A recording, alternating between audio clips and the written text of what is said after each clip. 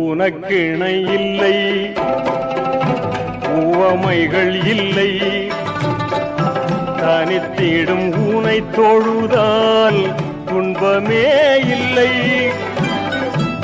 ஆதி இறையோனே ரஹ்மானே மறையோனே ஓ ஆற்றல் மிகும் அல்லாஹ், உன்னை போற்றுகின்றேன் அல்லாஹ்.